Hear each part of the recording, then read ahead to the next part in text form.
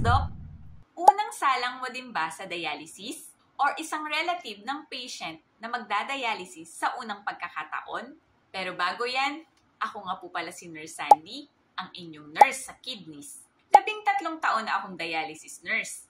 At kadalasan, sa mga bagong pasyenteng aking nahahawakan, wala pa talaga silang alam sa treatment na kanilang sisimulan. Tulad ng nangyari sa isa naming pasyente. During his first dialysis session, hindi daw siya nagtanong dahil masama pa ang kanyang pakiramdam. Pinirmahan niya ang consent dahil ito ang payo ng kanyang doktor na makakabuti sa kanya sa panahon na iyon. Tulog lang daw siya during his first dialysis session. At sa ikalawang salang na niya natanong ang kanyang doktor at ang kanyang nurse tungkol sa dialysis.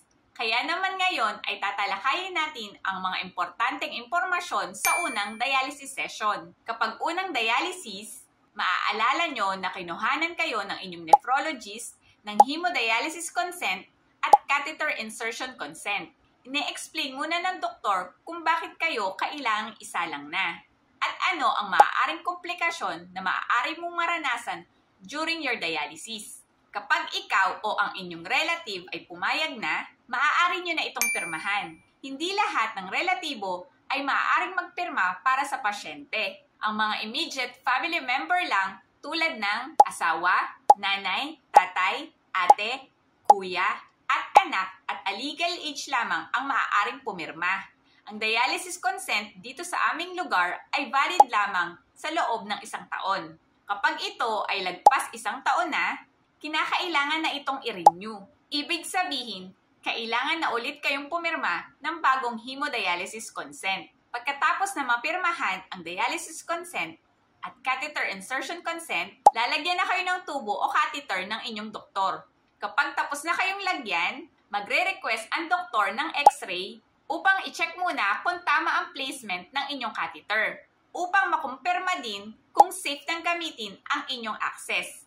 Kapag ito ay nakita na ng nephrologist at nakumpirma na nasa tamang lugar, maaari nang simulan ang inyong first dialysis session. Kapag nakumpirma na safe gamitin ang catheter na inilagay, magsusulat ng dialysis order ang inyong nephrologist. Kasabay nito ang pagkuha ng dugo para sa laboratory na hepatitis B and C. Para sa dagdag na kaalaman, ang mga pasyenteng unang magdadialysis ay sineseparate muna ang kanilang mga makina sa iba sa posibilidad na maaaring makahawa o mahawa ng sakit na hepatitis. Ang mga dialysis patient na nakumpirmang may sakit na hepatitis ay may separate machine sa mga pasyenteng walang sakit.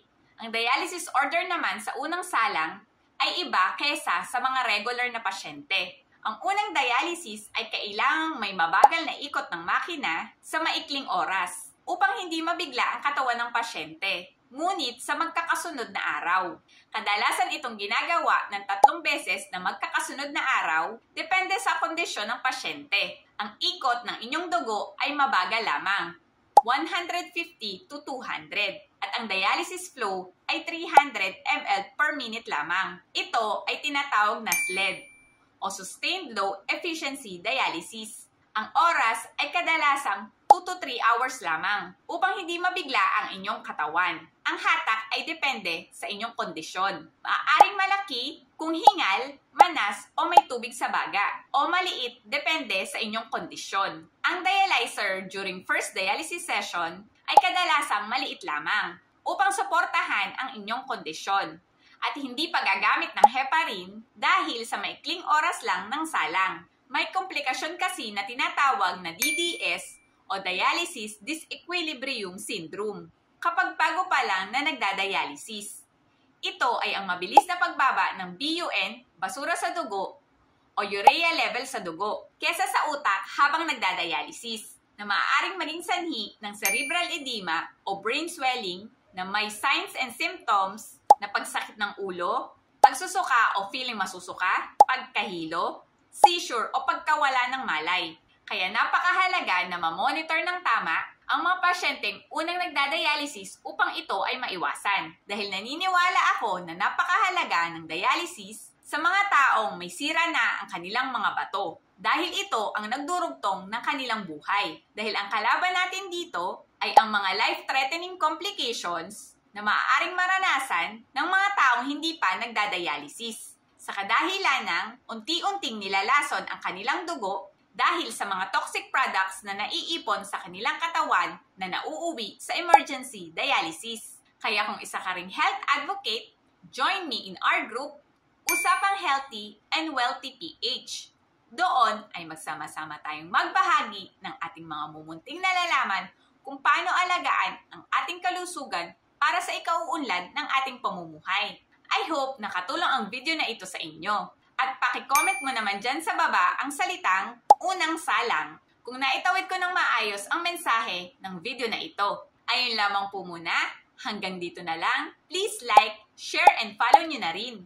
Please follow nyo na rin po ako sa aking YouTube channel, Sandy Madeleine Cruz. Dahil nagpo-post din po ako doon ng mga video kung paano alagaan ang ating kalusugan para sa ikauunlad ng ating pamumuhay. Ayun lamang po muna. Hanggang dito na lang. Huwag kakalimutan. True wealth is health. See you on my next vlog. Bye!